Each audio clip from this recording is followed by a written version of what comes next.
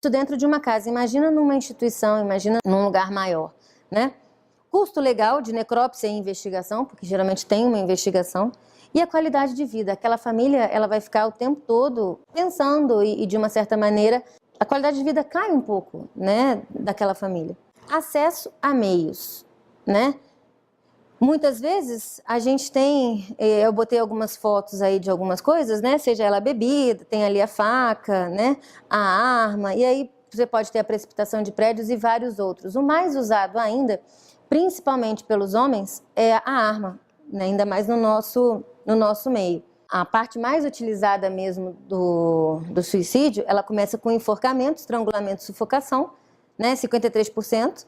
Né, dos homens, aí você tem envenenamento, arma de fogo e explosivos, afogamento e vários outros, né? Então, assim, vai depender do que é mais fácil para você, né? A gente tem no sul, por exemplo, por conta da agricultura, a maior parte é o uso do pesticida, né? Policiais, forças armadas e tal, a gente tem uma maior parte mesmo de tiro mesmo, né? E vai depender do que é mais fácil. Então, a gente tem que tomar cuidado, né, com o acesso, principalmente dessas pessoas que têm um componente, né, de transtorno mental e tal, de tudo isso. Lembrando que os homens, eles são mais efetivos na hora de cometer o suicídio, né? As mulheres, elas tentam mais. Para cada 20 tentativas da mulher, você tem um suicídio, né? Enquanto o homem, geralmente, ele vai mais por um meio mais rápido e mais fácil. Então eu termino com essa frase de Augusto Cury, em que ele fala que o suicida, na verdade, não quer se matar, mas quer matar a sua dor. Né? Muito obrigada.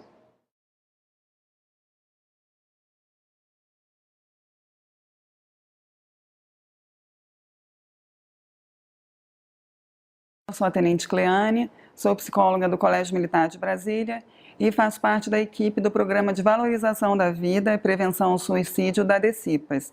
Neste momento, vou ministrar a palestra, cujo tema é Suicídio ao longo da vida, fatores de risco e fatores de proteção.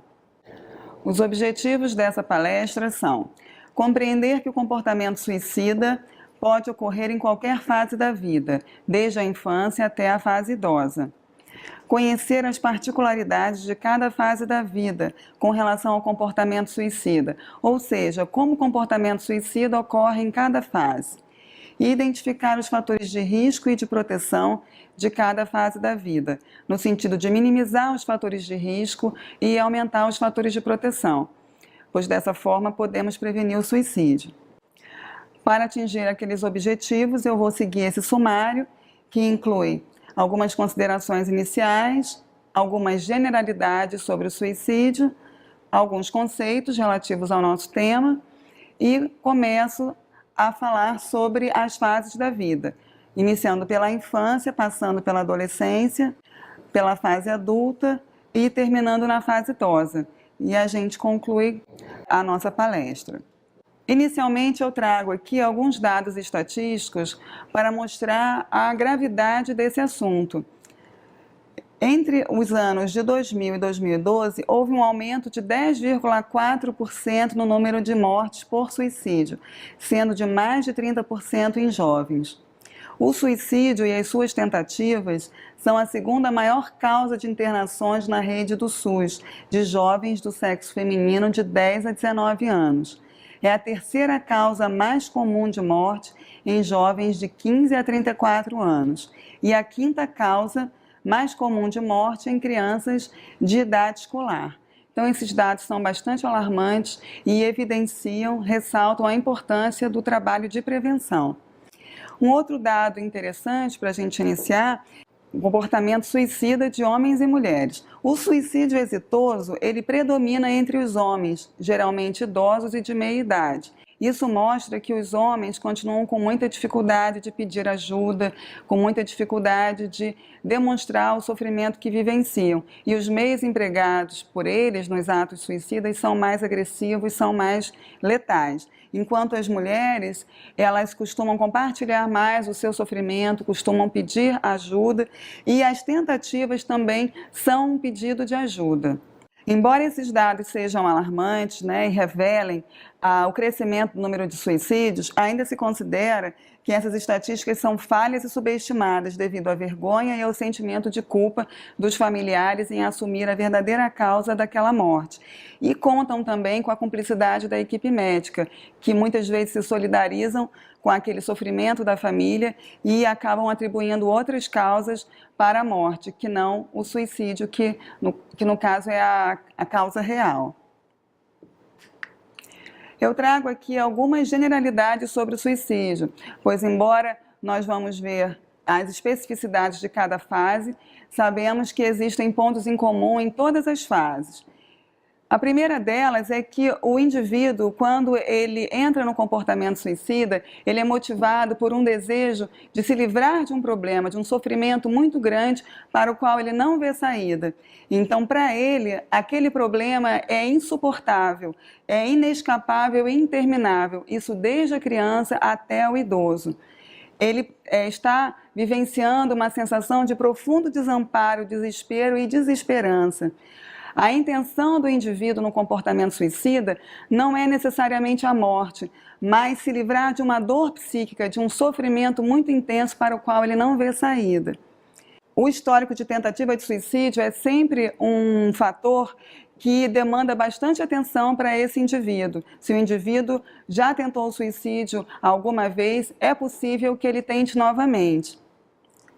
A presença do transtorno mental, especialmente a depressão, é um grande indicador de risco, tendo em vista todos os problemas que a depressão acarreta, como a tristeza profunda, o isolamento, a falta de vontade de viver. Problemas de relacionamento familiar, com todo o estresse que os conflitos acarretam, com toda a sensação de falta de apoio, de desamparo que esse tipo de problema acarreta, a falta de vínculos afetivos e de apoio e isolamento, fazendo com que o indivíduo não tenha com quem contar nos seus momentos de dificuldade e de desespero. Eu trago aqui alguns conceitos relativos ao nosso tema. O primeiro deles é o conceito de fatores de risco. Os fatores de risco são elementos com grande probabilidade de desencadear ou associar-se ao desencadeamento de um evento indesejado, não sendo necessariamente a causa. Ou seja, o fator de risco ele vai oferecer uma possibilidade daquele comportamento ocorrer, mas ele não vai determinar que aquele comportamento ocorra. Ele pode associar-se a outras situações e tornar o indivíduo vulnerável àquele comportamento. Os fatores de proteção são recursos pessoais ou sociais que atenuam ou neutralizam o impacto do risco, ou seja, são recursos que o indivíduo desenvolve ao longo da sua vida que o capacitam para enfrentar as dificuldades que vão surgindo, ou os recursos sociais da família, dos amigos, que o ajudam a enfrentar as suas dificuldades. Esses são os fatores de proteção.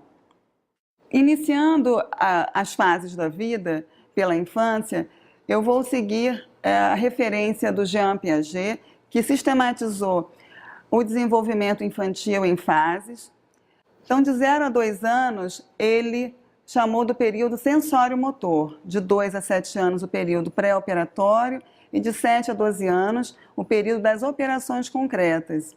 Não há dados sobre suicídio nesse primeiro período, de 0 a 2 anos. A partir do período de 2 anos, nós já temos dados de comportamento suicida em crianças, sendo que são comportamentos mais impulsivos e mais imaturos, mas são comportamentos autodestrutivos que foram relatados pelos estudos. De 7 a 12 anos, já se observam comportamentos mais elaborados, tendo em vista todo o desenvolvimento cognitivo, todo o acúmulo de conhecimento que a criança vai tendo ao longo da vida. Então, já se observam outros tipos de métodos e de comportamentos suicidas. Esses parâmetros, eles não são rígidos com relação ao desenvolvimento infantil. Cada criança vai ter o seu ritmo, mas, segundo Piaget, todas seguem essa sequência. Também existe um dado de que as crianças que sofrem experiências com a morte, como doenças terminais, podem sofrer um amadurecimento precoce. E outros estudos acreditam que as crianças suicidas têm conceitos distorcidos ou imaturos sobre a morte, tal como a reversibilidade da morte, como se pudesse morrer e voltar a viver. Existem alguns mitos sobre o suicídio, até porque é muito chocante pensar que as crianças podem desejar morrer em algum momento das suas vidas. Nós acreditamos, comumente na nossa cultura, que a infância é um momento de muita alegria, de muita descontração e de muitos cuidados. Entretanto, a infância pode ser um momento muito difícil de ser ultrapassado. Então, alguns mitos existem e é importante que nós atentemos para esses mitos, no sentido de ficarmos atentos aos comportamentos autodestrutivos que as crianças podem apresentar. Primeiro mito é que o comportamento suicida em crianças menores de 6 anos não ocorre ou é extremamente raro. Então, isso é um mito porque os estudos mostram vários comportamentos autodestrutivos que as crianças apresentam. Crianças cometem suicídio porque não entendem que a morte é permanente. Também é um mito porque a criança ela comete o suicídio porque ela está vivenciando uma dor ou um sofrimento muito grande para o qual ela não vê saída e ela não encontra apoio para solucionar aquela situação. Crianças não desejam morrer. Tendo em vista o sofrimento que a criança está vivenciando, ela pode sim desejar morrer como forma de se livrar daquele sofrimento. E crianças não sofrem depressão, é outro mito. Existem vários estudos que falam sobre depressão infantil. A depressão infantil, ela tem sintomas como uma tristeza profunda, choro frequente, irritabilidade, alterações de sono, alterações de apetite, comportamentos autoagressivos, heteroagressivos. Então, a depressão infantil já é um transtorno bastante estudado. Então, falando sobre o suicídio na infância, importante sinalizar que a infância pode ser uma fase muito difícil de ser ultrapassada, devido às situações de sofrimento que a criança vivencia e a falta de apoio que ela também não encontra. Comportamento autodestrutivo é uma forma da criança de fugir do sofrimento, independente da sua idade. Como eu já disse, as crianças mais maduras, elas planejam melhor as suas tentativas. As crianças mais novas agem mais impulsivamente. Muitos comportamentos suicidas ou suicídios são avaliados como acidentes pelos profissionais de saúde. Costuma ser encoberto pela família ou pelos profissionais, dado o sofrimento que a família vivencia em constatar que aquela criança de alguma maneira queria morrer, queria se livrar daquele sofrimento. E os profissionais acabam agindo com cumplicidade com isso. A prevenção do suicídio na infância se faz com um olhar para as atitudes e comportamentos autodestrutivos, do tipo a criança se lançar de locais altos, se lançar diante de carros, entender que isso pode ser um sinal de um sofrimento que a criança está vivendo e que está fazendo com que ela desenvolva esse comportamento autodestrutivo, ao invés de entender esse comportamento como simplesmente um acidente. Fundamental averiguar a condição de saúde mental da criança, se há algum transtorno, e a vida familiar dela, se ela está vivendo, se ela vive alguma situação de estresse, de pressão familiar, de violência em sua casa. Os principais métodos utilizados pelas crianças são bater a cabeça severa e repetidas vezes, morder-se e engolir objetos perigosos, correr em direção a veículos, enforcar-se e brincar temerariamente com fogo ou explosivos, provocar acidentes ou fraturas, ingestão de superdose de medicamentos ou substâncias tóxicas. Todos esses comportamentos eles dizem respeito a um comportamento autodestrutivo, que pode provocar danos ou pode provocar até a morte. Quais são os sentimentos que a criança vivencia e que acabam acarretando o desenvolvimento do comportamento suicida? Um sentimento de desesperança, sentimento de medo de rejeição, sensação de que não corresponde às expectativas da família, não consegue se entrosar no seu meio escolar, no seu meio social, a solidão, não ter com quem contar, não ter pessoas que possam lhe oferecer apoio nos seus momentos de dificuldade. Medo das ameaças de violência que possa estar vivenciando na escola ou mesmo em casa. Tensões, angústias provenientes do meio familiar, social, escolar. Todos esses sentimentos fragilizam e vulnerabilizam a criança para o comportamento suicida. São fatores de risco na infância. Abandono ou perdas significativas, trazendo para a criança uma sensação de profunda desproteção, baixa autoestima, medo do futuro. O bullying é uma situação bastante séria que faz com que a criança tenha uma experiência escolar bastante insatisfatória, bastante sofrida entre os seus pares, fazendo-na se sentir muito desamparada, como se os colegas não a valorizassem. Então, a experiência do bullying traz um significativo sofrimento para a criança, fazendo com que ela também perca o interesse pela vida escolar e possa até desenvolver a depressão. A violência doméstica, tanto a violência física quanto a violência psicológica. Os pais, quando criticam muito a criança, quando depreciam a criança, podem provocar um profundo estresse, um sofrimento também muito grande nessa criança. Da mesma maneira, a violência sexual e a negligência, fazendo com que a criança se sinta totalmente desamparada e descuidada. A depressão, como eu já mencionei, com os seus sintomas, com os problemas que ela acarreta para a criança. O estresse, devido muitas vezes a uma rotina que demanda bastante da criança. Alguns pais que exigem que a criança cumpra uma agenda extensa de atividades, impedindo que a criança vivencie situações necessárias para o seu desenvolvimento. Falta de apoio de familiares ou outras pessoas para resolver problemas típicos da sua fase de desenvolvimento.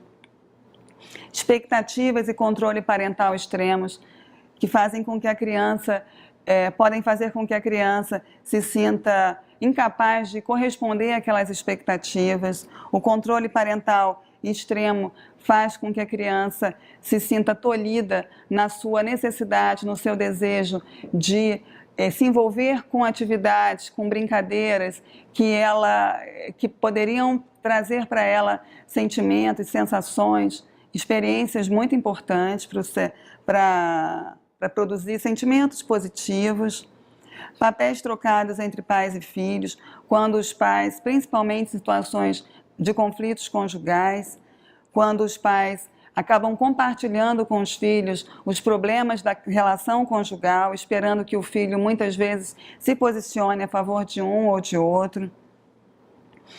A perda do amor dos pais, quando os pais ameaçam o filho no momento em que o filho não corresponde às suas expectativas. O isolamento social, a impossibilidade de interagir com outras crianças e de ter a alegria desse entrosamento, fazendo também com que a criança se sinta desvalorizada, se sinta incapaz de interagir com outras crianças e também sinta essa inaceitação do ambiente social com relação a ela.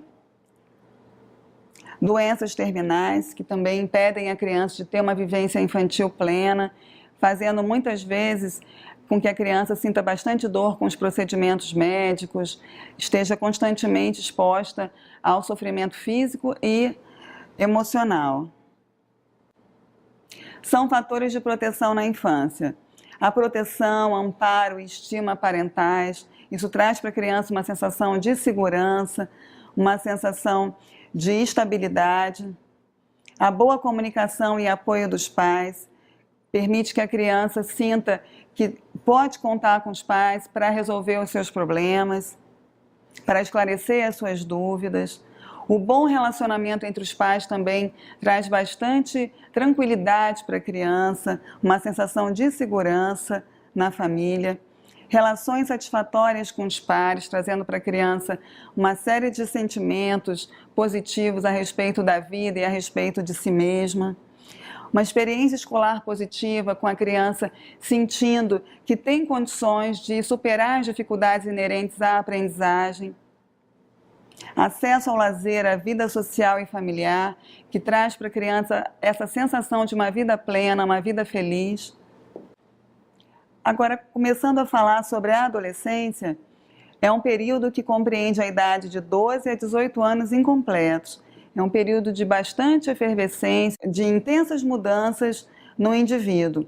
É um período de transição entre a infância e a vida adulta, onde muitas mudanças acontecem, desde o nível físico para o orgânico, o conhecimento vai se acumulando cada vez mais, trazendo para o adolescente uma capacidade de desenvolver as suas ideias, de colocar as suas ideias para a família, para o meio social.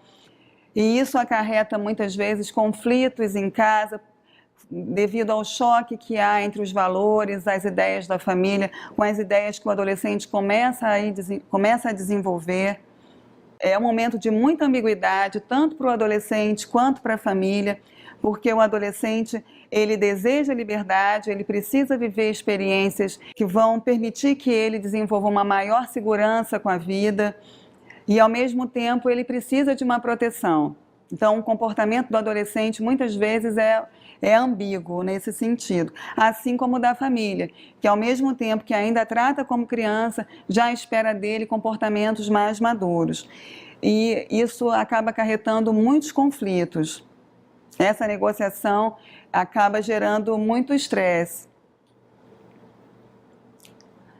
É um período de definições sobre a identidade, quem sou eu, em que eu acredito, o que eu quero para a minha vida, qual o meu valor no mundo, identidade de gênero, eu me sinto masculino, eu me sinto feminino, como é isso para mim, com quem eu desejo me relacionar, independente do meu sexo, independente da minha identidade sexual. Período de definição também com relação à profissão, é uma expectativa que a família tem, é uma expectativa também que o adolescente tem para si, pode ser também fonte de muita pressão, de muita tensão para ele. E o grupo é muito importante, porque é no grupo que ele vai compartilhar as suas ideias, muitas vezes é onde ele vai se sentir compreendido e ele vai ter o seu desenvolvimento com os seus pares. O suicídio na adolescência. A adolescência é um dos períodos mais críticos para o comportamento suicida, devido a toda essa turbulência desse período. Quanto mais difícil é para o adolescente negociar essas situações que ele vivencia, negociar com a família, mais ele vai ficar vulnerável ao comportamento suicida. É a segunda maior causa de internação na população de 10 a 19 anos. A depressão é uma das principais causas. E os comportamentos autodestrutivos funcionam como um sinal de alarme. O comportamento autodestrutivo como o chamado cutting, é a prática de cortar os próprios braços, cortar o próprio corpo. Alguns adolescentes relatam que essa prática é uma forma de ir morrendo aos poucos. E ela é um sinal de alarme muito sério que demanda uma atenção muito especial a esse adolescente, porque ele está mostrando um comportamento autodestrutivo e a tendência é a progressão desse comportamento. Atenção para os sinais da depressão em adolescentes. Considerando que a depressão é um dos fatores que mais vulnerabiliza o adolescente para o comportamento suicida, é importante conhecer esses sinais de depressão. Então, um sinal de depressão é um estado de humor irritável, triste, que pode ser duradouro ou pode ser excessivo. Os períodos de isolamento ou hostilidade com familiares e amigos, aquele adolescente que ele quer ficar no próprio quarto, que ele começa a ficar hostil. Muitas vezes isso é tido como uma rebeldia, mas pode estar revelando a depressão que o adolescente pode estar vivenciando. O afastamento da escola, queda importante no rendimento escolar, o desinteresse pela vida escolar. Abuso de álcool e drogas pode mascarar a depressão. O comportamento violento ou impulsivo. Comportamento violento muitas vezes também consigo mesmo e com o meio social. E todos esses comportamentos revelam a dificuldade do adolescente de se encontrar, de saber qual o caminho a trilhar.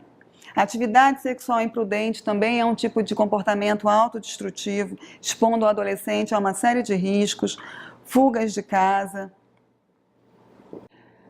Um estudo revelou alguns fatores de risco sob o ponto de vista dos adolescentes. Esse estudo entrevistou alguns adolescentes e eles relataram situações que os fragilizam, situações que os tornam vulneráveis ao comportamento suicida. E eles elencaram esses problemas, essas situações, os conflitos entre os pais, com a possibilidade de dissolução da família, ou quando exige o posicionamento do filho, é uma situação que eles consideram de profundo estresse, de profundo sofrimento. Conflitos deles com os pais, acarretando um sentimento de culpa, a impossibilidade, muitas vezes, a incapacidade de atender ao que os pais desejam deles. Sentimento de inadequação. Eu não sou adequado para aquilo que o meu pai, a minha mãe desejou e esperou de mim, trazendo baixa autoestima. Falta de diálogo e compreensão. Um aspecto que os adolescentes relataram como muito importante é a possibilidade de conversar e de ser compreendido.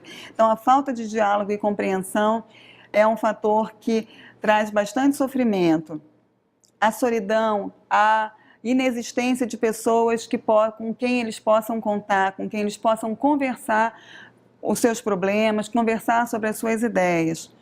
A ausência de pessoas em quem confiar. Os adolescentes relataram também sobre situações de traições com amigos, com a família, que os faz. Essas situações de traição faz com que os adolescentes percam a credibilidade nas pessoas e na vida. Sob o ponto de vista dos estudiosos, existem outros fatores de risco para o suicídio na adolescência. O primeiro é o desemprego na família ou problemas financeiros, que faz muitas vezes com que a família entre num estado de estresse, de desespero muito grande, e o adolescente faz parte da família e muitas vezes não sabe como ajudar. Transtornos mentais no adolescente ou na família.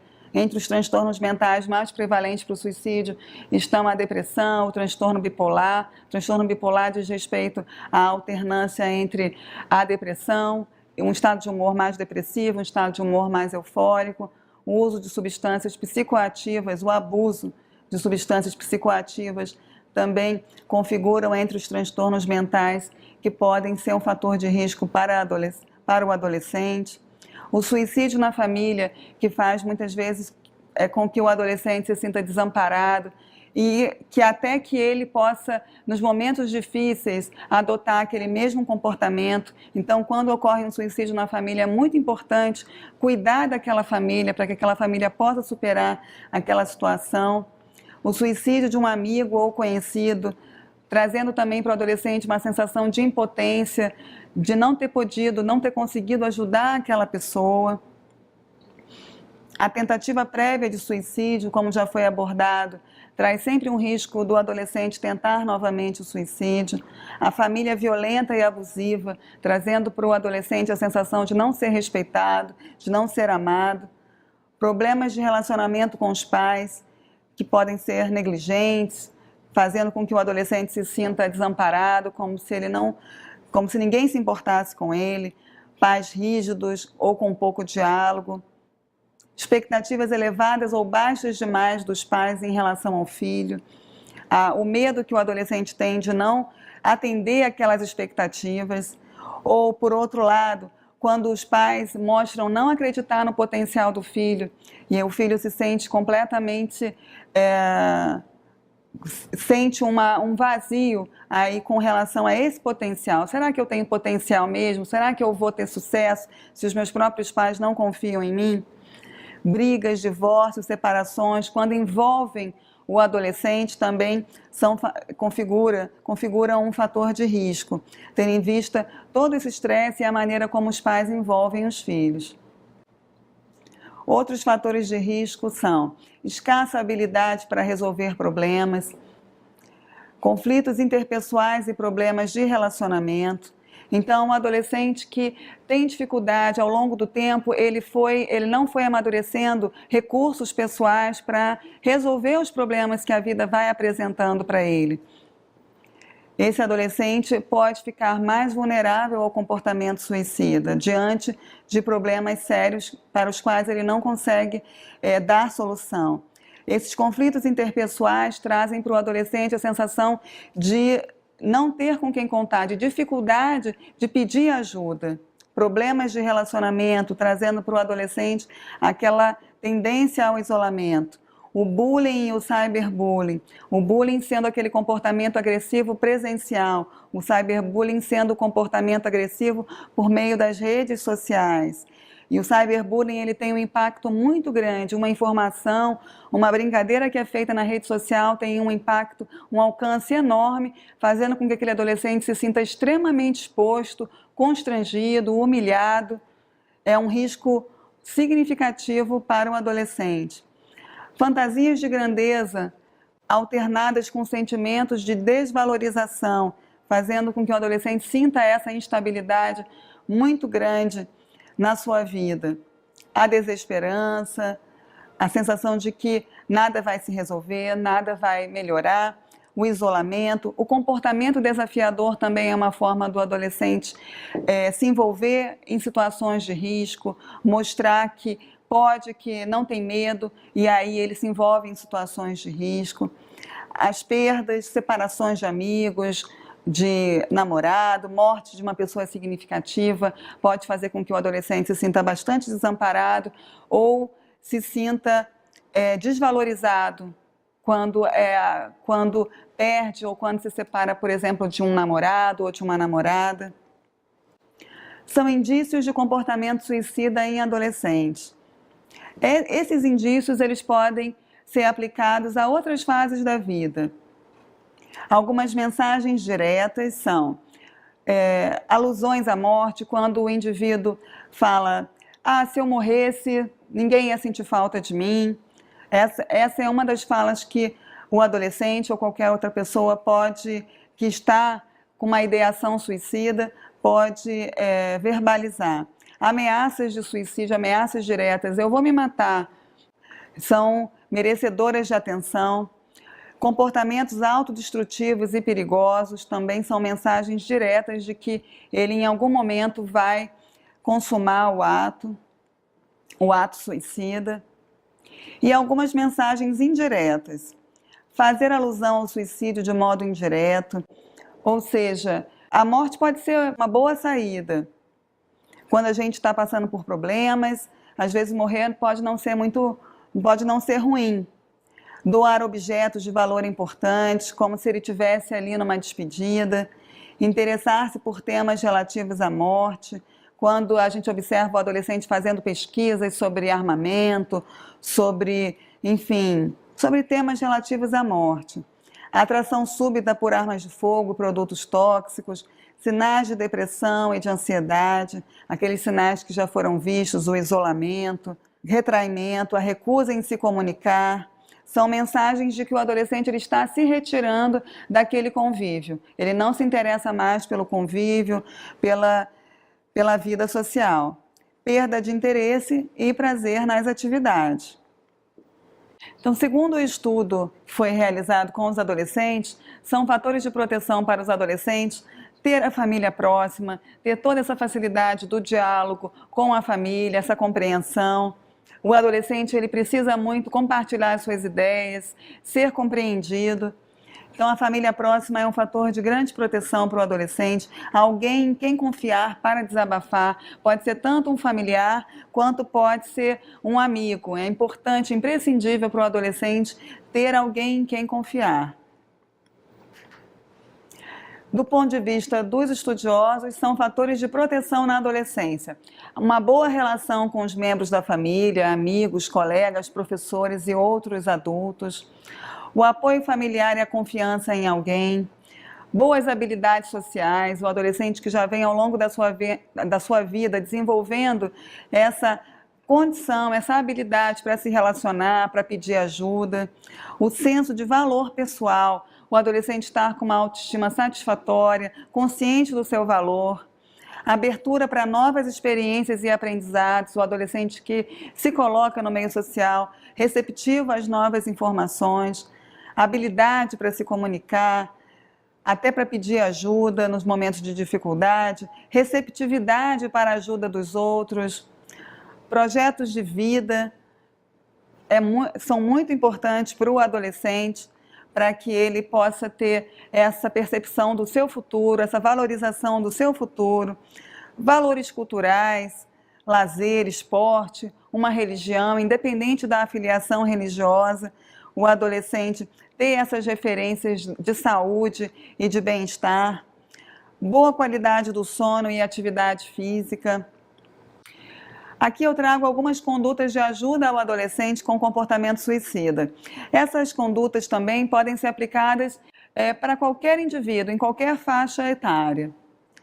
Romper o isolamento em que o jovem vive e abordá-lo, expressar a disponibilidade de ouvi-lo sem julgamentos, evitar minimizar o problema do adolescente, avaliar a urgência e o nível em que se encontra o pensamento suicida, os meios de que dispõe, se vive só, ajudar o jovem a se acalmar e a aceitar ajuda, evitar deixá-lo sozinho até que seja avaliado por um profissional, conduzi-lo a um hospital se o risco for elevado,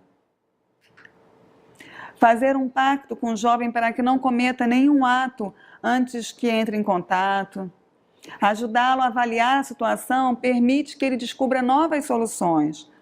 É diferente de dar conselhos. Quando nós damos conselhos, nós normalmente dirigimos, direcionamos o que ele deve fazer. Quando nós nos abrimos ao diálogo, nós permitimos que ele possa pensar em outras soluções para resolver aquele problema. Intensificar a autoestima, valorizando as suas habilidades e encorajando-o em seus progressos. De alguma forma, mostrar ao adolescente que ele tem potencial, que há condições de ele resolver aquele problema e que ele tem pessoas com quem ele possa contar. Esconder armas de fogo, medicamentos e objetos perigosos. Nesse momento é muito importante isso. Jamais provocar o adolescente para que passe ao ato, do tipo falar como se, você não faria isso, eu duvido que você faça isso. Jamais ter um tipo de conduta dessa. Desconstruir os mitos de que os adultos não levam os jovens a sério, que não sabem ajudá-los. Então, se colocar à disposição e ajudá-lo a ver os adultos que possam cooperar com a solução dos seus problemas. A fase adulta, ela inicia a partir dos 18 anos. É um momento da vida em que são muitos desafios que o indivíduo vai enfrentar. A fase adulta, ela começa ali com o final da adolescência e muitas vezes aquele adulto jovem, ele traz aqueles desafios ainda não concluídos da adolescência para a fase adulta, fazendo com que seja um momento também de grande instabilidade. Até ocorrer a estabilização da vida, muitos desafios são enfrentados. Quando ocorre essa estabilidade que o indivíduo tanto deseja, outros desafios, outros problemas se colocam na vida do indivíduo. Então, inicialmente, os desafios são definição da vida profissional, toda essa expectativa que todos têm sobre o futuro daquele indivíduo. Muitos chegam na fase adulta sem saber a profissão que vão seguir. E já a pressão cada vez aumenta mais para que ele se defina. Ingresso no mercado de trabalho com todas as responsabilidades, com todos os comportamentos que são esperados de um indivíduo adulto. A busca da estabilidade, da independência financeira, fazendo com que o jovem, com que o adulto, cada vez dependa menos da sua família. É uma cobrança também que a família tem com o jovem, com o adulto, de que ele tenha a sua independência. Busca e consolidação do relacionamento afetivo, responsabilidade profissional, familiar. Então, o adulto, ele consolida o seu relacionamento, ele vai ter filhos e isso vai demandar dele uma série de comportamentos e de atitudes para dar conta de todos esses encargos, de todos esses desafios, da criação dos filhos e outras intercorrências ao longo da vida que demandam decisões importantes e que vão exigir do indivíduo adulto toda essa toda essa condição, essa estabilidade para dar conta. O suicídio na fase adulta, os principais métodos empregados. A precipitação de lugares elevados é um método comum. A autoagressão com arma de fogo ou instrumento perfurante. Intoxicação por veneno ou medicamentos. E o enforcamento. É muito importante, né? Por isso é muito importante quando se observa o risco do suicídio, evitar que a pessoa tenha acesso a esse tipo de instrumento. São fatores de risco para o suicídio na fase adulta. A presença de transtorno mental, a depressão ou transtorno bipolar, ou o abuso de substâncias entorpecentes, o consumo ou uso abusivo de álcool e outras drogas, os problemas familiares, o consumo de álcool, de outras drogas, pode estar mascarando, como nós já dissemos, a depressão, pode fazer com que o indivíduo sinta uma falta de controle dele sobre a própria vida. Então, é uma situação que vulnerabiliza bastante, além de todos os efeitos das substâncias que fazem com que o indivíduo acabe desenvolvendo algumas condutas imprudentes e de risco. Problemas familiares, trazendo bastante instabilidade, insatisfação, como se a vida não tivesse alegria, não tivesse satisfação naquele ambiente que é um ambiente que deveria ser acolhedor. Histórico de violência e abusos na infância ou na adolescência, quando o indivíduo traz sequelas de toda essa história sofrida. O isolamento, a impossibilidade de ter pessoas com quem contar para os seus momentos de dificuldade, as perdas afetivas, trazendo uma sensação de solidão, de abandono, o desemprego, que traz para o adulto uma sensação muitas vezes de desespero e de medo do futuro, enfermidades terminais, trazendo para o indivíduo uma sensação de iminência da morte, medo da morte, o que pode fazer com que muitas vezes eles tentem acelerar esse processo para não sofrer tanto o medo do sofrimento que muitas enfermidades acabam trazendo.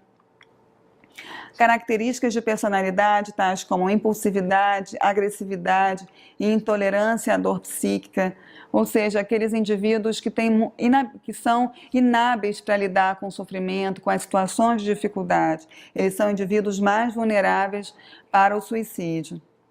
O suicídio na família, como nós já dissemos, o histórico de tentativas de suicídio, são fatores de proteção para o suicídio na fase adulta. Um relacionamento conjugal e familiar satisfatório, o bom relacionamento interpessoal e social, porque aí se cria toda uma rede de proteção, toda uma rede de apoio para esse indivíduo. Em qualquer fase da vida, nós precisamos de vínculos de apoio e de amparo.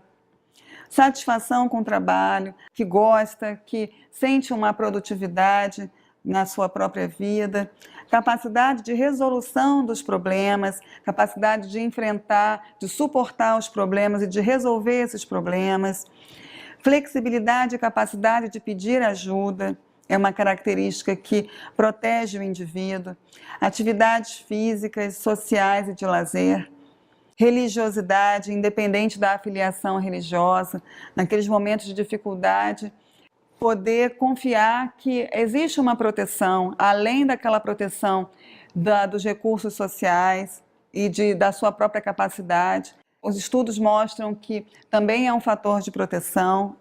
Agora, entrando na fase idosa, a fase idosa inicia a partir dos 60 anos.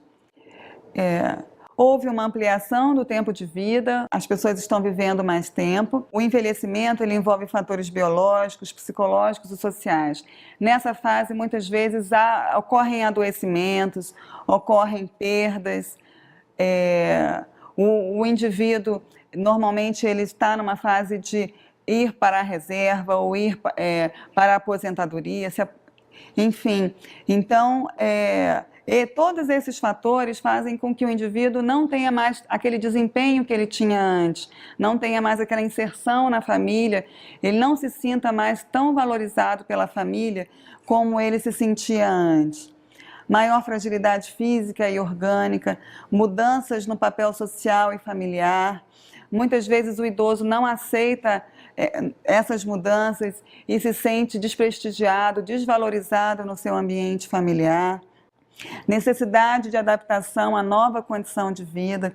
Então, a fase idosa envolve tudo isso, esse envelhecimento, e é importante que o idoso ele possa aceitar que o corpo dele está mudando, que ele não tem mais aquela agilidade que ele tinha antes, que os papéis sociais ali estão mudando, mas que, independente disso, ele tem uma série de possibilidades ainda para viver. Isso vai demandar dele essa adaptação à nova condição de vida. O suicídio na fase idosa.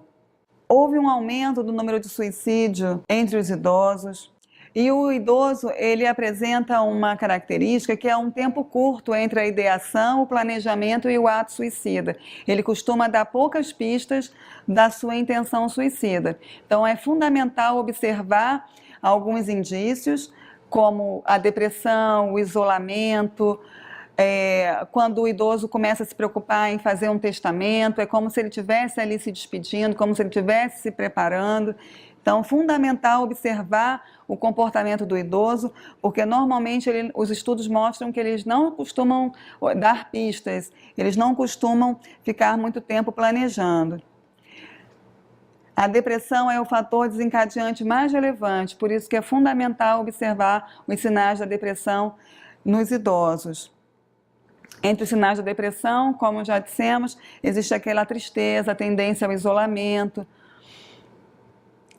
Os principais meios empregados pelos idosos: o enforcamento, a inalação de fumaça, fogo, disparo de arma de fogo, precipitação de local elevado, ingestão de substâncias tóxicas, são os meios mais empregados. São fatores de risco para o suicídio entre idosos. A morte de uma pessoa querida, principalmente o cônjuge, pode fazer com que o idoso sinta também a vida dele está chegando ao fim, como se a vida tivesse perdido o sentido.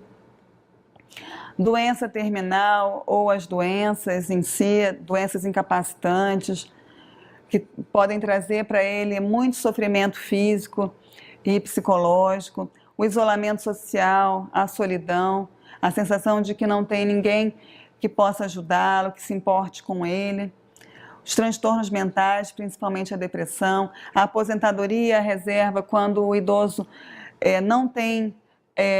quando o idoso se percebe com dificuldade de ressignificar a própria vida, de aproveitar a vida de uma outra forma. Ele pode se sentir desvalorizado, ele pode sentir uma perda na sua rotina e uma dificuldade de recriar a própria vida. A dependência física ou mental, diante das quais o idoso se sente humilhado, também é um fator de risco. Problemas financeiros, toda essa perda da capacidade de se sustentar ou de arcar com os custos da sua própria vida, dificuldades de relacionamento, brigas na família, no momento em que ele precisa tanto de apoio, de auxílio. São fatores de proteção para o suicídio entre idosos. O suporte familiar, fundamental o idoso sentir que ele é querido, que ele é amado e que a família se importa com ele e tem condições de cuidar dele e deseja cuidar dele. O cultivo de amizades e de relacionamentos extrafamiliares, que dá para o idoso uma sensação de uma amplitude de vida. Para além da família, ele é querido, para além da família, ele é importante. Participação na comunidade, que dá para ele ainda essa condição de atividade, de utilidade.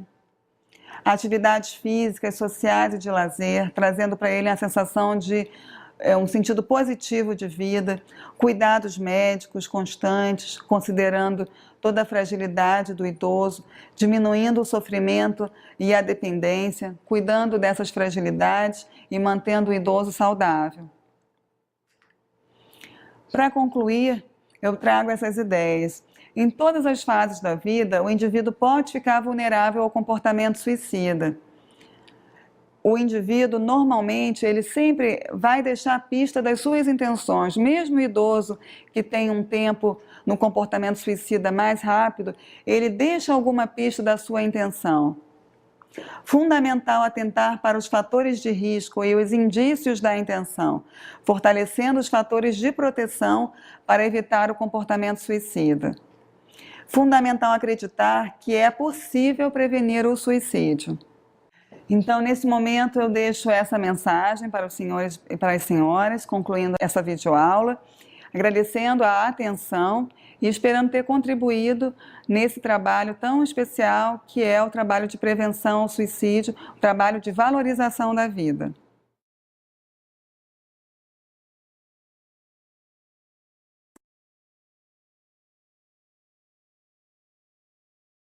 Olá, eu sou a Capitão Caroline do HMAB e hoje abordaremos o tema acompanhamento de familiares sobreviventes. Então, por que intervir com a família sobrevivente? O suicídio ou tentativa de suicídio atinge, no mínimo, mais 6 pessoas próximas. Então, esse é um número significativo. E essas pessoas próximas podem ser familiares, amigos, colegas de trabalho. E o suicídio ele tem um impacto emocional na vida dessas pessoas. Há um efeito imitativo na conduta suicida. Então, os familiares, muitas vezes, eles já vêm adoecidos. E vendo um ente querido, utilizar o comportamento suicida como uma estratégia de resolução de problemas, pode influenciar também na conduta desses outros familiares que ou já estavam adoecidos ou podem adoecer após o ato suicida. Facilitar ou estimular o desenvolvimento de habilidades para lidar com o luto ou com o sobrevivente. Então é importante intervir com a família para que ela possa desenvolver habilidades para estar lidando com esse momento difícil ou com o indivíduo que teve uma tentativa, mas não foi efetiva. Luto complicado é fator de risco para suicídio. Então, o luto em si, ele pode ou não vir a ser um luto patológico ou complicado. Mas caso ele seja um luto complicado, ele vira um fator de risco para o suicídio. Lidar com o suicídio já é um fator complicador, Então, o luto de um familiar sobrevivente, ele tem grandes chances de vir a ser um luto complicado. Para que a gente possa estar intervindo com a família, é importante que a gente entenda um pouquinho o significado da morte na atualidade. Com o advento das tecnologias e com o avanço da medicina, a morte ela vem cada vez mais sendo evitada pelos indivíduos. Há uma busca pela saúde e pelo aumento da expectativa de vida. Então, a morte ela fica cada vez mais afastada do cotidiano das pessoas. Lidar com o luto, em consequência desse afastamento da morte, acaba sendo algo muito difícil. Quando esse luto é decorrente de uma morte natural, já é algo complicado. Quando o luto é decorrente de um suicídio, ele passa a ser mais difícil ainda, Então, o suicídio, ele ainda é visto como um tabu, é carregado de preconceitos e por isso, muitas vezes, as pessoas deixam de falar sobre o assunto, tornando mais difícil a elaboração do luto. A pessoa que se suicida põe seu esqueleto psicológico no armário emocional dos sobreviventes que tem que tratar com sentimentos negativos, pensamentos sobre possível participação no suicídio ou que deixaram de fazer para evitá-lo. É importante ressaltar essa parte, que o suicida ele põe seu esqueleto psicológico no armário emocional dos sobreviventes. Então, a família, os familiares geralmente carregam memórias negativas em relação a esse indivíduo, há um peso em relação a essa morte. Então é muito importante que seja trabalhado para que a gente possa transformar essa memória negativa em uma memória positiva e ajudar essas pessoas a seguirem com a sua vida. Qual a reação dos familiares diante de uma tentativa de suicídio? Então o indivíduo ele tenta, mas não foi efetivo, Qual que é a reação mais comum dos familiares? A negação ou não conhecimento do fato. Então, inicialmente, os familiares podem negar o ocorrido. Diante de uma tentativa, eles tendem a minimizar o fato, né? Colocam, na verdade, o ato como uma tentativa do familiar de chamar atenção.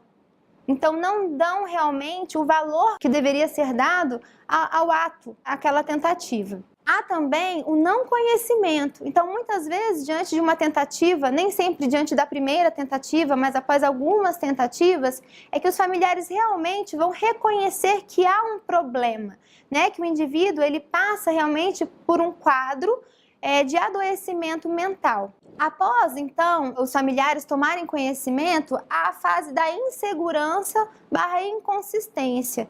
Insegurança porque eu não sei mais como lidar com aquele meu familiar, né? Eu fico inseguro em relação ao comportamento dele.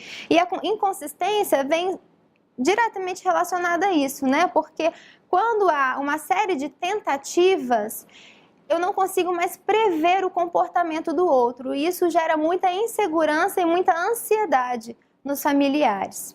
E diante desta realidade, há em decorrência um sentimento de desamparo/dúvida, né? Então eu me sinto desamparado, sem uma rede de apoio. O que fazer com toda essa situação? Como visto anteriormente, sendo o suicídio ainda um tabu para a sociedade, as pessoas elas não têm coragem de contar para outros, seja outros familiares mais distantes, sejam amigos próximos, ou recorrer a uma ajuda profissional. Então essas pessoas se sentem desamparadas e ficam cheias de dúvidas em como lidar com esse familiar.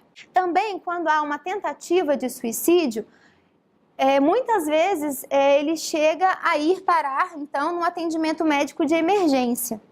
Neste ambiente, né, é importante que a gente fale na reação emocional da equipe de saúde. Então, a equipe, muitas vezes, ela também está despreparada para estar lidando com uma situação complexa como essa. Os médicos, enfermeiros, podem apresentar uma dificuldade em criar um vínculo. Então, um sentimento bem presente é a falta de empatia, justamente por um choque de valores. Muitas vezes o profissional, ele se vê inclinado a atender prioritariamente outros indivíduos que ele julgue ser o caso mais grave do que aquele indivíduo que tentou tirar a vida. Então, há um descaso em relação ao problema, né? A dificuldade daquele indivíduo, como se ele não estivesse doente. É importante também que a gente pense sobre a reação dos familiares. Então, diante desta realidade, os familiares também chegam nesse atendimento carregados de preconceitos e dificuldades. O sentimento principal é a vergonha e o constrangimento. Então, a equipe se torna esquiva e os familiares também. Então, não há uma comunicação efetiva e aí continua-se, então, com aquele sentimento inicial do desamparo e dúvida. Os familiares, eles saem, muitas vezes, de um atendimento como esse com as mesmas dúvidas com as quais eles chegaram e com o mesmo sentimento de desamparo. Como lidar, então, com os familiares de pacientes, né, que tentaram um suicídio? É importante esclarecer à família que após a alta, após essa tentativa de suicídio, o risco de uma nova tentativa ela está aumentada. Porque muitas vezes a família sai achando que aquele indivíduo ele já está bom, já teve aquele atendimento e que não há um novo risco. Mas logo após a alta, o risco de suicídio ele está aumentado. É importante que a família evite rótulos e estereótipos em relação a esse indivíduo, né? Então, evitar rótulos como essa pessoa ela é covarde por ter adotado esse comportamento, ou é frescura, ou ele é louco por ter adotado esse comportamento, né? Então, esses rótulos só tendem a criar, na verdade, um conflito maior intrafamiliar e um afastamento em relação a essa pessoa que passa por uma dificuldade. É importante que a família tenha uma supervisão constante em relação a esse indivíduo, em relação a esse familiar, né, que está adoecido, né? Como o risco está aumentado, uma nova tentativa ela pode acontecer a qualquer momento. Então, é importante que haja uma supervisão constante e que a família converse com os profissionais de saúde sobre a possibilidade de uma internação psiquiátrica também. Caso o risco seja muito alto, os familiares eles não conseguem, né, executar essa supervisão a todo momento. Então pode haver uma necessidade também de uma internação psiquiátrica. O estresse e a sobrecarga familiar, ela se eleva demais. Por conta dessa supervisão, a família muitas vezes se sente sobrecarregada. E não só pela própria supervisão, mas por ter que amparar esse indivíduo que está adoecido, né? Então, muitas vezes os familiares se sentem muito responsabilizados, né? Então, eles estão com uma sobrecarga, um estresse muito elevado, o que acaba gerando um adoecimento de membros da família. Então, pode acontecer, na verdade, desse indivíduo voltar para casa, ele já está adoecido, e por conta dessa dinâmica, outros membros familiares também virem a adoecer. As famílias, elas podem funcionar como gatilho para um comportamento suicida, então elas também precisam ser orientadas em relação a isso. O que leva ao comportamento suicida não é apenas um fato, é uma complexidade de fatos, é uma dinâmica, mas geralmente há um gatilho. Então, quando esse indivíduo volta para casa, é importante ele encontrar um ambiente acolhedor. Então, se existirem, né, muitas situações de confronto, de rótulos, estereótipos, né, cobrança, isso pode se tornar um gatilho para uma nova tentativa. Então, por conta de todos esses fatores, é importante que as famílias sejam encaminhadas desde o início para um acompanhamento, né, um acompanhamento psicológico, em alguns casos, o acompanhamento psiquiátrico, e caso as famílias, né, tenham alguma crença religiosa, elas podem estar sendo encaminhadas para um acompanhamento religioso também. E quando há o suicídio efetivo, como lidar com essas famílias, como ajudar essas famílias, né? Então, em decorrência do suicídio, vem o luto. É importante que a gente possa entender, então, quais são as fases do luto. Inicialmente, as famílias, elas se defrontam com um sentimento de surpresa, né? Um choque, ficam perplexas. Muitas vezes não porque o suicídio se concretizou. Muitas vezes as famílias elas até esperam que isso aconteça em algum momento. Mas muitas vezes pela forma como o suicídio se concretizou, né? Então isso pode gerar essa reação de choque. Ou quando não há uma tentativa anterior e realmente, né, aquela fase da negação ela existe, a negação do problema, a família ela pode se defrontar com essa reação de choque por não acreditar, não ter acreditado que alguns sinais eles realmente significavam um adoecimento concreto do indivíduo e que isso acarretaria um suicídio, né? Muitas vezes os familiares são eles que são as testemunhas do ato, né? Então também esse choque ele pode ocorrer por serem esses familiares, amigos, pessoas muito próximas, as primeiras a encontrarem o corpo e terem que lidar com todas as situações legais também, né, que estão envolvidas nessa situação.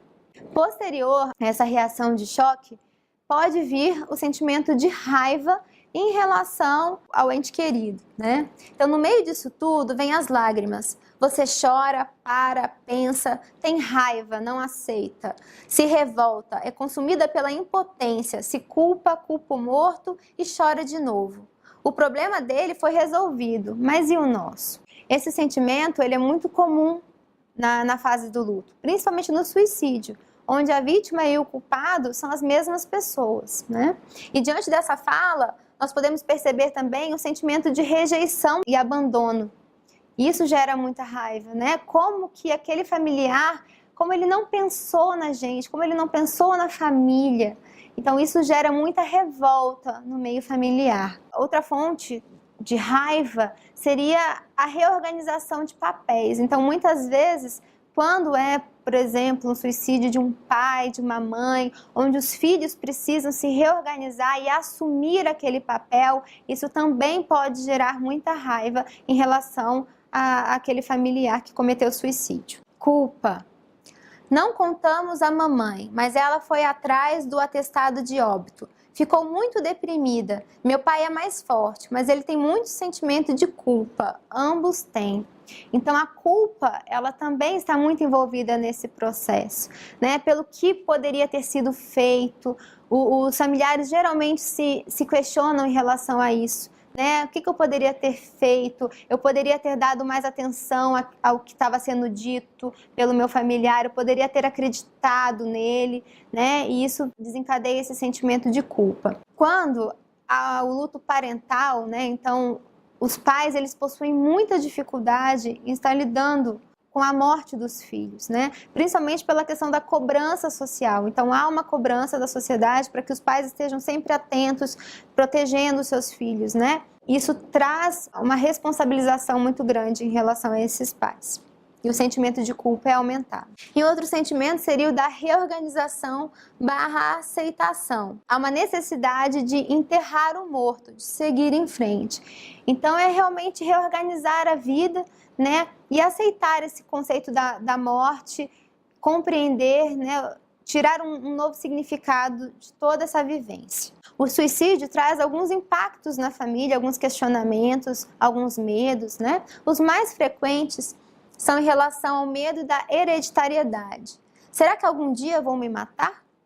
Acho que ninguém está isento, mas tenho medo dessa geração muito pressionada, com alto nível de estresse, questiono se eles aguentarão com naturalidade. Então é como se fosse um fantasma que perseguisse essa família, né? Há sempre esse questionamento. E como nós vimos, muitas vezes as famílias que lidam com o luto por suicídio, elas podem adoecer, ou muitas vezes elas já estão adoecidas, né? O que leva mais ainda a esses questionamentos. Será que eu vou ir, né, para o mesmo caminho desse meu familiar? É importante que haja uma orientação dessas famílias em relação à questão da hereditariedade. Como nós vimos no início, há um efeito imitativo, pode haver um efeito imitativo do comportamento. Esse efeito imitativo é mais por uma questão do modelo, uma aprendizagem de um modelo de como resolver um problema, não por uma questão da hereditariedade do suicídio. Mas o que nós sabemos é que algumas doenças mentais, elas têm uma carga genética. Então é importante que a família perceba que as dificuldades que ela está tendo podem estar relacionadas com a existência de algum transtorno mental. E os transtornos mentais, eles sim podem ter uma carga genética, né? Então, o familiar percebendo a sua dificuldade, né, é importante que ele procure um acompanhamento e que os profissionais, pessoas envolvidas com essa família, percebendo essa situação, também oriente que essa pessoa procure um acompanhamento profissional. Um outro impacto seria o incômodo dos outros, né? Então, os familiares, muitas vezes, eles precisam lidar não só com o seu próprio incômodo, porque eles também fazem parte dessa sociedade, eles também carregam preconceitos. Os familiares, eles precisam estar lidando muitas vezes com o seu próprio incômodo em relação ao suicídio, porque eles fazem parte da sociedade, eles também possuem preconceitos, e aprenderem a lidar também com o preconceito das outras pessoas. Porque uma das formas de estar elaborando o luto é através da fala, né? Através da nossa expressão do pesar. E os familiares, familiares sobreviventes, eles encontram muita dificuldade em estarem conseguindo expressar o seu pesar. Muitas vezes porque não há essa abertura, e quando há, eles percebem que as outras pessoas não estão preparadas para estarem lidando com essa situação. Então, quando em uma conversa, né, é perguntado, mas seu parente morreu de quê? E a pessoa, o familiar, ele fala que é de suicídio, muitas vezes há um silêncio constrangedor. Ou às vezes a outra pessoa muda de assunto. Então é muito difícil para esse familiar, né, continuar a querer se expressar. Então eles muitas vezes fogem realmente de estarem falando sobre a pessoa que eles perderam, né, sobre o ente querido que cometeu suicídio. Isso torna mais difícil a elaboração do luto. Uma outra forma de incômodo também são as pessoas que são inconvenientes. Ou algumas não falam nada, não sabem o que dizer e evitam o assunto. E outras querem dar alguns conselhos, mas infelizmente esses conselhos também não são os melhores, né? Geralmente está atrelado a crenças religiosas, né? Então muitas vezes o indivíduo, o familiar sobrevivente, ele ainda tem que escutar de outras pessoas, né, que o familiar dele vai para o inferno. Então, intervir com essa família é muito importante, acolher essa família, né?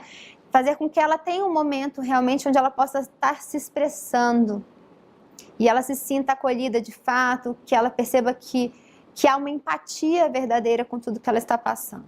Um estudo mostrou que 5 anos após a morte do filho, 61% das mães e 62% dos pais preencheram os critérios de diagnóstico de perturbação mental. Então, esse estudo nos mostra como que o suicídio ele tem realmente um impacto emocional forte nos sobreviventes. E muitas vezes os sobreviventes acabam adoecendo, né? Uma porcentagem bem alta de adoecimento. E nesse estudo é em relação aos pais enlutados. Então, como foi falado anteriormente, os pais eles carregam consigo mais o sentimento de culpa. E isso dificulta mais essa elaboração e acarreta mais alguns transtornos mentais. Há uma mudança de terminologia, né? Resolveu-se mudar a terminologia de como falar em relação à elaboração do luto por suicídio. Então, antes falava assim, recuperação ou resolução do conflito. E hoje, procura-se falar em reconciliação e reconstrução, justamente para demonstrar que aquele indivíduo, quando ele consegue passar por todas essas fases, ele não volta mais àquele estágio inicial que ele estava, né? Uma nova bagagem de vida que ele tem. Então, ele está reconstruindo a sua vida. Os enlutados por suicídio normalmente referem níveis mais elevados de sintomas específicos, tais como o sentimento de rejeição ou abandono, a vergonha, o estigma, a responsabilidade e o sentimento de culpa. Então, por conta de todos esses sentimentos, os enlutados por suicídio, eles possuem mais dificuldade de estarem realmente expressando, como eu falei anteriormente também, o seu pesar e as suas dificuldades. Esses sintomas específicos, né, tais como esses sentimentos, outros também que estão presentes, são sintomas associados ao transtorno de estresse pós-traumático. Então, eu tinha mencionado que uma das reações dos familiares, né, diante da percepção do suicídio é o choque. Como o familiar ele pode entrar em contato inicialmente com o corpo da vítima, né, percebendo aquele local, aquele ambiente, as circunstâncias, isso pode gerar, então, um estresse, um transtorno, um trauma para esse indivíduo, onde ele vai estar revivendo essa situação muitas e muitas vezes, né? Quando isso acontece, geralmente, então, ele está com esse transtorno de estresse pós-traumático e é importante que tenha um acompanhamento. Os sobreviventes de suicídio têm maior necessidade de perceber o porquê da morte, construção de um significado para a morte e compreender a vida da pessoa que decidiu cometer suicídio. Isso já é importante em um luto por uma morte natural, quanto mais no suicídio, onde os familiares eles tendem a deixar aquele indivíduo, né, de lado, a não entrar em contato, a tentar não relembrar, justamente pela dificuldade envolvida na questão do suicídio. Mas quando eles conseguem, aos pouquinhos, estarem lidando, né, com a morte, com a perda, então essas necessidades começam a surgir para que passe a existir, então, uma ausência positiva dessa pessoa, né? Então, para que as recordações possam ser positivas e, novamente, né, os familiares consigam, então, seguir com a sua vida. A morte de um filho por suicídio não é, em todos os casos, a mais problemática para o ajustamento dos pais ao longo do tempo. Então, normalmente, as pessoas dizem que após o suicídio de um filho, o casal ele se desintegra, né? E é muito comum nós vermos os casais se separando. Então, esse estudo ele mostra que não há essa relação direta. Na verdade, quando o casal ele tinha uma dinâmica positiva, uma interação boa, mesmo após a perda desse filho, os casais tendem a continuarem juntos. Mas se já havia, na verdade, um desajustamento conjugal, com esse fato, aí sim o casal tende então a se separar. E o deixar ir não é uma condição necessária para seguir em frente, né? Então as pessoas elas continuam com as suas vidas, mas geralmente em decorrência de uma morte por suicídio, após passarem algumas fases, né, principalmente do choque, da raiva, da culpa, né, nesse momento de reorganização, elas querem deixar essa pessoa mais próxima de si, né? Então acabam guardando às vezes alguns pertences dessas pessoas, né? Elas querem estar sempre relembrando, isso é muito comum e principalmente em relação aos pais, né? Pais quando perdem seus filhos. Como fazer a intervenção com uma criança? É uma dúvida muito comum, muito frequente. E aí, nós devemos contar para essa criança? Nós devemos esconder? Em geral, as pessoas tendem a esconder o fato, justamente pelo suicídio ser um tabu, justamente pelas dificuldades em lidar, né, com as emoções advindas do suicídio. Mas o que a literatura nos mostra que é importante sim, né, contar para a criança, trabalhar com o medo envolvido, que geralmente as pessoas têm medo de, ao contar, a criança achar aquilo natural. Então, ser o mais sincero possível, demonstrando que aquele familiar que adotou aquele comportamento, ele estava adoecido, ele não estava bem, né? E que ele realmente tomou aquela atitude numa situação de desespero, né? Como uma forma de estar lidando com aquele problema, mas que foi decorrente desse processo de adoecimento. Fazer essa relação para que a criança entenda. Avaliar os sentimentos da criança, né? Então não é só contar e não saber como a criança está se sentindo em relação a isso, acolher os sentimentos, assim como os adultos podem passar, né, por todas aquelas fases, a criança também passa. A criança também pode sentir raiva, né? Sentir raiva do pai, sentir raiva da mãe, sentir raiva de um irmão, é natural, né? E a gente precisa acolher esse sentimento.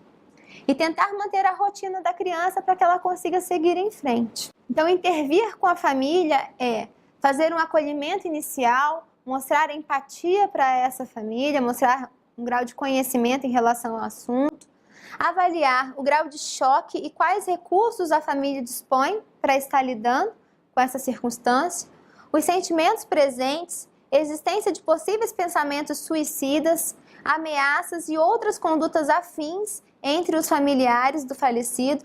Avaliar o grau do choque é importante porque, caso a família esteja realmente nesse momento inicial, não adianta se falar muito, tentar fazer uma educação, né? Fazer um processo, uma intervenção educativa, porque a família ainda não vai estar aberta para estar ouvindo, né? Na verdade, ela ainda está muito presa nos próprios sentimentos. E também avaliar a existência de possíveis pensamentos suicidas. Orientar os familiares, ajudar. Então, após essa etapa, né, ajudar a família a reconhecer que o suicídio estava relacionado com uma possível doença do indivíduo e não com uma falha deles.